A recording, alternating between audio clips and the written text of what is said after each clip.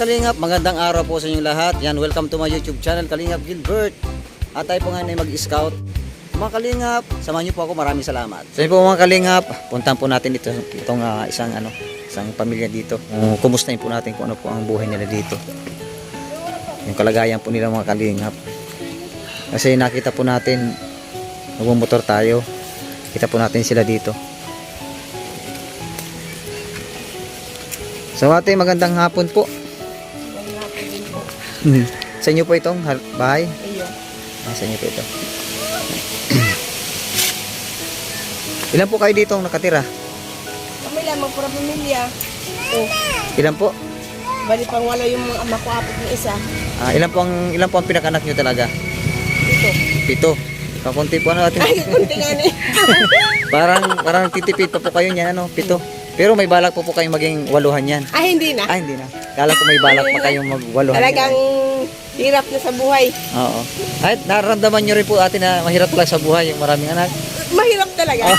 Kaya pala Lalo't ngayon ay, ang ano naman ay kangkong lang, mga ngangkong. Para makaraos yun sa araw-araw. sa 7 yun, sa kanyo lang naramdaman na mahirap pa ang buhay. Talaga. Naka-7 muna bago nalaman yung hirap talaga ng buhay. Talaga. Ulang trabaho, nakapunta kami doon at ang trabaho ang asawa ko. Tapos ngayon ay, ano, Taga saan po yung asawa mo? regalo sa'yo na siya, yung magulang na yung taga-digdi. Yung Ikaw, ama niya. taga rito ka Ako, talaga? Hindi eh. Dahil din. Bisaya ako. Bisaya ikaw. Taga Mindanao ako. Paano kayo nakarating dito sa Camarines Norte? Ay, ang naman pala, naghahanap ng trabaho sa Maynila. Hindi man din pinalad. Oh. Ay, naghahanap ng ano. Paano kayo napadpad dito? May kakilala kayo rito? Nadala ko dito. Tapos naging asawa ko siya. Yan lang ang mga anak namin. Ito, dumami ano? Dumami na. Dito na dumami. Dito na dumami. Tapos ito ang panganay mo. Itong panganay kong babae. So ito yung ano mo, panganay mo. Iya. O may anak na. May hindi nga hindi magandang, may kwentong hindi din maganda sa kanya. May hindi pong maganda sa kanya, kwento sa kanya. Ano pong kwento yun? Isa. May ano po te? May ano po te? May anak siyang isa. May anak siyang isa. Yung asawa niya nasaan? Wala. Wala yung asawa niya. Wala siyang asawa ngayon. Bakit po nasaan yung asawa niya? Anong nangyari sa kanya? Ay nag-alis, hindi na nang nagbalik. Taong ka na Jessa May? 16 po. 16. O bata ka pa, 16. Tapos may anak ka ng isa. O ilang taong ka ng ng mabuntis? 15 po. 15. Opo. Oh. Nasaan yung ama nito? Hindi ko po alam. Di mo alam, bakit di mo alam? Umalis na lang po siya. Bakit?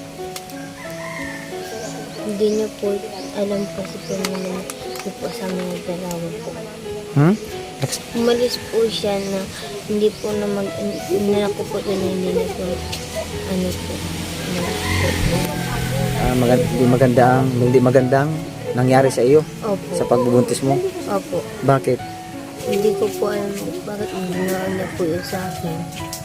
Ano mo yung lalaki? Hindi ko po alam na anong ginawa niya po sa akin. Ayun. Tapos ito yung naging bunga. Opo. Wala ka ng kontak sa kanya. Wala po. Hindi niya ito binibigyan yung anak mo, hindi kayo pinapadalahan. Hindi po. Wala nang balita. Wala na po. Sino lang dito sa anak mo? Sino susuporta? Sinda mama po. Si mama mo na. Opo. Kasi wala ka pa naman trabaho. Wala po. Nagkakangkong lang po kami ni mama. Saan kayo nagkakangkong dyan? Diyan po tindahan po. Diyan po sa kabilang Kabilang danaw. Opo. Libre naman. Libre ninyo nakukuha doon tapos binibenta ninyo. Opo. Tinanim po namin yun. Ninda mama. Yun lang ang pinagkukunan ninyo ng hanap buhay. Opo. Yung pagkakangkong. Iyo po. Minsan po na ilaw-ilaw po si Papa. Hindi po makailaw dahil po maduros po. Ang hangin. Nag-aaral ka pa din? Opo, module po. Anong modular? Opo. Anong grade mo ngayon? Grade 9 po. Grade 9 ka na. Opo. Pero hindi naman sa'yo hadlang yung pag-aaral mo sa nangyari sa'yo. Hindi naman po. O, yun lang ang nagiging inspirasyon mo yung anak mo Opo. sa pag-aaral. Ayun po. O, Gusto ko po na mapagawa po itong bahay para po matapos na po. Gusto ko po mapaayos itong bahay. Pag nag-uulan po na nababasa po kami. Sabi po wala kaming maayos na tulugan.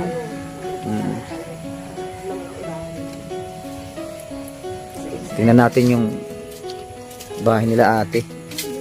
Ito po mga kalingap yung bahay nila, yung loob nila. Ito yung kusina nila, doon sila. Ito ang lutuan. Lutuan nila ito mga kalingap po. Tapos dito sila natutulog. Mag-aranak. Lahat sila dito. Yung ano dito, yung pito. Yung mga ano lang po, ang tabing lang po ng bahay nila. Yung may ano lang, trapal, ayun, kurtina, puro kurtina.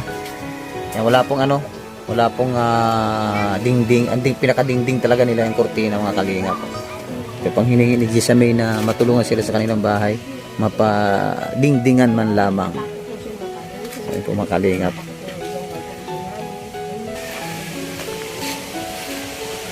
Ito po yung kanilang dating bahay. Talagang giba na. Mga kalingap itong dating nilang bahay. Talagang hindi na pwedeng matulugan. Kaya naglagay po sila dito ng nagtaytay sila dito ng bahay. Ng bahay. Pero hindi matapos gawa ng kulang talaga ng pera pampagawa ng pampaayos ng bahay nila. So po mga kalingap, kung sino po ang sino man po ang gustong tumulong sa makakapanood po nito, maraming salamat po para mapaayos po nila yung bahay nila, mapadingdingan. Yan, Gisa May.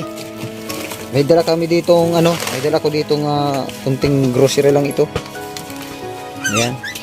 At saka bigas. Ayan. Maraming salamat. Maraming pong salamat sa inyo. Sige. Maraming po salamat sa grocery. Tapos sa Team Kalingap. Maraming po salamat. Okay, maraming salamat Gisa May. O yan po ate, mapunta na po kami. Maraming salamat po. Maraming salamat sa inyo. Team Kalingap. Opo. Maraming salamat sa inyo sa bigay niyo sa aming biyaya. Yan, maraming salamat din po ate. Thank you rin po. Maraming salamat. Bye-bye po. Bye-bye. Ingat po kayo. Okay po, thank you po. At maraming salamat po kay Gowel Santos Matubang, atin ng vlogs at kay Kalingap. Maraming salamat po. God bless po mga Kalingap.